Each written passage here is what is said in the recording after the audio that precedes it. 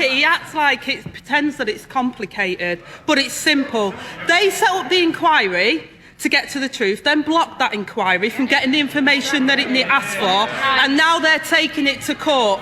I know he considers himself a man of the people, so using his vast knowledge of working class Britain, does he think working people will thank him for spending hundreds of thousands of pounds of their money on loophole lawyers just so that the government can obstruct the COVID inquiry? The scandal involving Angela Rayner and the Labour Party has taken a dramatic turn, sending shockwaves through British politics. What started as a quiet rumble of accusations quickly snowballed into a full-scale crisis, threatening not only Rayner's political future but also the core of the Labour Party. Initially, concerns about potential election interference were dismissed as unfounded rumours. However, as opposition parties and the public grew increasingly suspicious of Labour's actions, the whispers turned into a loud and undeniable uproar. The party's image, once rooted in promises of fairness and justice, began to crumble under the weight of these revelations. This wasn't just a minor scandal, it was a systemic issue that struck at the heart of democratic principles. Rayner, who had been viewed as a promising leader within Labour, suddenly found herself in the eye of the storm, her leadership credibility rapidly eroding. Her refusal to step down amidst the growing pressure only worsened the situation, amplifying the public's concerns about her ability to lead and the party's integrity as a whole. What initially appeared to be an issue with one individual became a broader question of whether the political system could still be trusted to represent the will of the people. As the public's disillusionment deepened, the narrative around Labour shifted. What was once a party seen as a beacon of progress and equality now appeared more focused on clinging to power, no matter the cost. Labour, a party that had long championed fairness and democracy, was now at the centre of a scandal that undermined those very ideals. This wasn't just a betrayal of its supporters, it was a betrayal of the democratic principles Labour had once upheld. What began as a minor controversy grew into something far more serious, threatening to reshape the political landscape in the UK. The public's outrage grew to a boiling point, culminating in widespread protests across major cities demanding accountability. Calls for Rayner's resignation intensified, and it became clear that the scandal was not merely about one politician's actions, but about the very functioning of the political system, with the public's trust shattered. The crucial question now was whether Labour could recover from this crisis, and whether Rayner would be able to weather the storm, or if this would mark the end of her political career. As the controversy surrounding Angela Rayner grew, the magnitude of Labour's internal crisis became undeniable. What began as a seemingly isolated issue quickly snowballed into a full-scale disaster, threatening to dismantle the party's credibility. Behind closed doors, the unity that had once characterized Labour began to fracture, as key figures within the party started to question Rayner's leadership and the broader direction of the party. Labour, once a symbol of integrity and fairness, now found itself embroiled in allegations of corruption and election manipulation, casting a shadow over its reputation. For months, the party's internal divisions had been deepening, with MPs who had previously supported Rayner now divided on how to address the fallout. Some viewed her as the embodiment of the party's decline, demanding her resignation, while others hesitated, fearing that removing her might only intensify the turmoil. This rift was a clear indication of the broader disillusionment within Labour. As public calls for Rayner's resignation grew louder, the party's response appeared increasingly disjointed, unable to mount a coherent defence. Keir Starmer, as Labour's leader, faced immense pressure, not only from the public and opposition parties, but from within his own ranks as well. MPs questioned his ability to manage the crisis, and the once confident leadership now seemed frail and indecisive, unable to prevent the internal collapse that was unfolding. Behind the scenes, discussions of a potential leadership challenge gained momentum. Senior party members, once loyal to Rayner, began to explore alternatives, recognizing that Labour's internal strife posed a grave threat to its survival. Yet the lack of a clear successor only added to the uncertainty, as the fear of further destabilizing the party kept many from acting decisively. Meanwhile, the Conservative Party seized the opportunity to capitalize on Labour's weaknesses. Rishi Sunak and his allies relentlessly framed Rayner's leadership as a failure, portraying Labour as a party in disarray, unfit to govern. The Tories' continued attacks intensified Labour's struggles, transforming the scandal into a referendum on the party's ability to lead the country. Public confidence in Labour continued to plummet, and its future seemed increasingly uncertain. With internal divisions growing by the day, the question on everyone's mind was whether Labour could survive the crisis, or whether it was witnessing the beginning of its downfall. The longer Rayner remained in office, the more the political landscape shifted away from Labour, leaving the party's political future hanging by a thread. As the scandal surrounding Angela Rayner continued to unfold, the Labour Party found itself increasingly torn apart by internal divisions, and public trust in its leadership eroded rapidly. What initially began as a personal issue for Rayner grew into a full-blown crisis, scrutinizing the party's ethics and operations. The allegations of election rigging and corruption did more than tarnish the party's image. They raised serious concerns about Labour's ability to remain a viable force in British politics. While Rayner remained at the centre of the controversy, many within Labour began to express concerns that the party's capacity to mount a coherent defence was quickly diminishing. The unity that once defined the party began to fray, and the infighting among MPs escalated. Some MPs, frustrated with Rayner's refusal to step down, began calling for her resignation, seeing her leadership as a liability. Others feared that removing her would only throw the party into even deeper disarray, possibly driving it beyond the point of recovery. The lack of a clear consensus within the party only added to the confusion, as Labour seemed unable to extract itself from the crisis. Meanwhile, opposition parties were quick to capitalise on Labour's weaknesses. The Conservative Party, keen to displace Labour, ramped up their attacks on Rayner's leadership. Rishi Sunak and senior Tory figures seized on the scandal, branding Rayner's leadership as ineffective and damaging to the democratic process, using the scandal to further weaken Labour's standing. In addition to the Conservative Party's attacks, the rise of Reform UK, led by Nigel Farage, complicated Labour's position even further. Farage's populist rhetoric gained traction with disillusioned voters, many of whom had grown dissatisfied with both major political parties.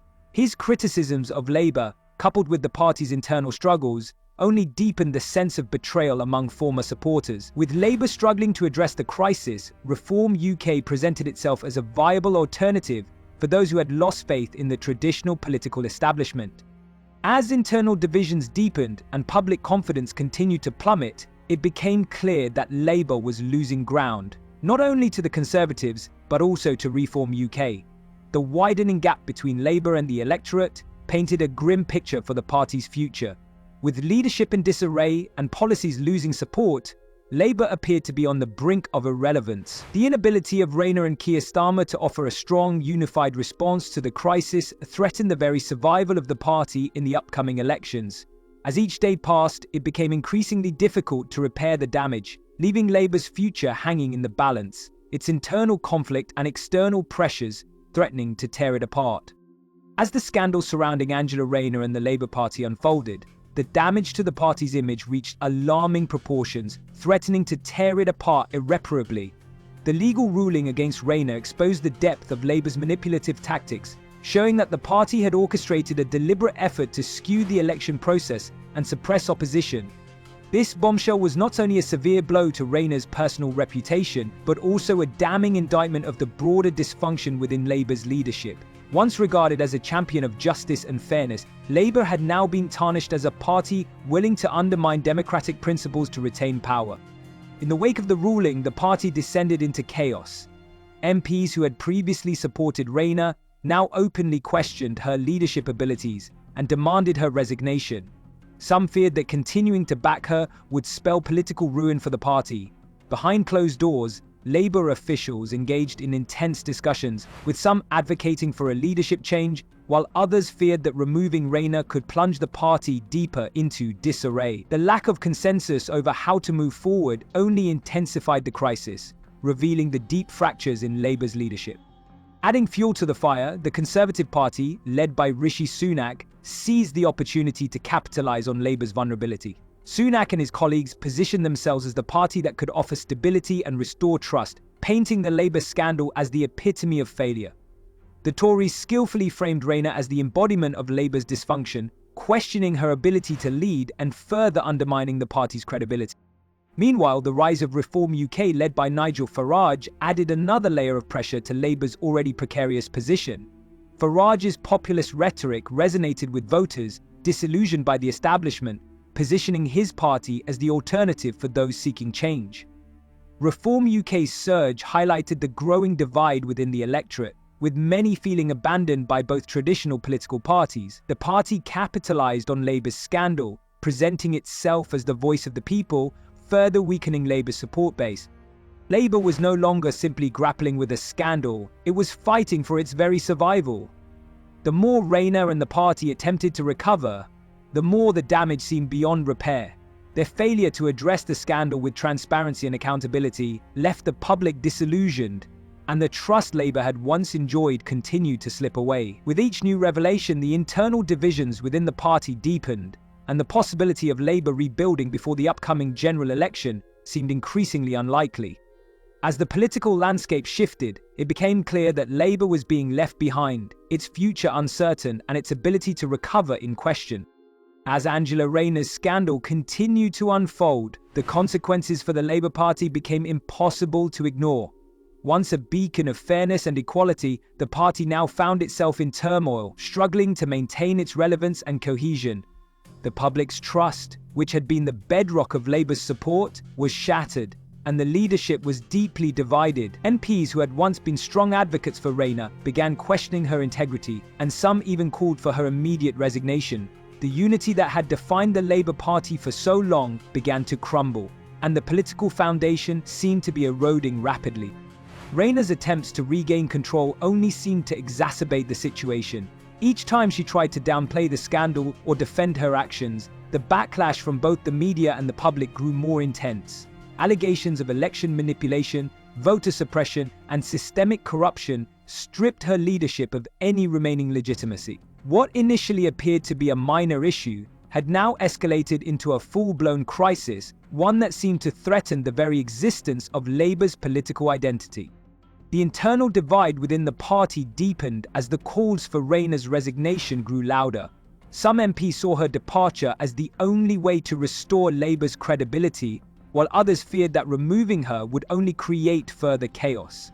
The lack of consensus within the party made it increasingly difficult to navigate the situation.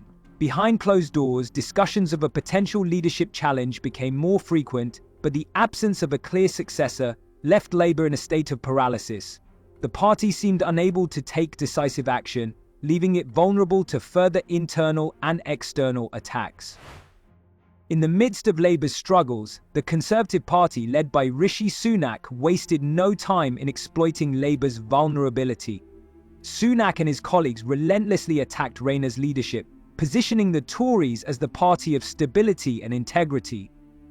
With Labour's credibility in freefall, the Tories capitalised on the opportunity to paint Labour as corrupt and incompetent, framing themselves as the alternative. At the same time, the rise of Reform UK, led by Nigel Farage, added another layer of pressure. Farage's populist rhetoric resonated with disillusioned voters who had grown frustrated with the political establishment. As Reform UK gained momentum, Labour's position became even more precarious. Once a stronghold for working-class voters, the party now found itself alienated from its traditional base, unable to connect with the very people it had long claimed to represent. With Rayner's scandal and Labour's internal fractures intensifying, the party was now vulnerable to attacks from both the Conservative Party and Reform UK. The mounting pressure made it clear that Labour's survival was at risk. As the days passed, it seemed less and less likely that the party could recover from the damage already done. Labour's future was in serious doubt, and its ability to reclaim its position in British politics seemed increasingly uncertain. In the wake of Angela Rayner's resignation, the Labour Party found itself at a crossroads, facing a series of difficult questions about its future. Although Rayner's departure temporarily eased the storm, the damage caused by the scandal had left deep, lasting wounds on the party's reputation. Labour was now at a critical juncture, grappling with the dual challenges of rebuilding its image and addressing the divisions within its ranks. The leadership was in disarray, and no clear successor had emerged to steer the party back towards stability. Many MPs, disheartened by the scandal, questioned whether the party could ever restore public trust. Others, however, viewed this moment as an opportunity for renewal. hoping that the party could rebuild from the ground up, free from the baggage of its past mistakes. Yet, the path to recovery was anything but straightforward. With Reform UK, led by Nigel Farage, continuing to gain momentum, the pressure on Labour to redefine itself and regain its political footing was intensifying.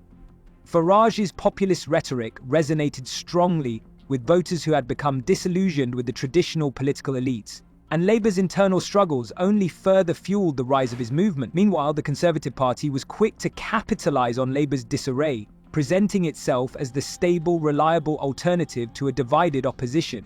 In contrast, Labour's credibility remained severely damaged, and its ability to recover was uncertain at best.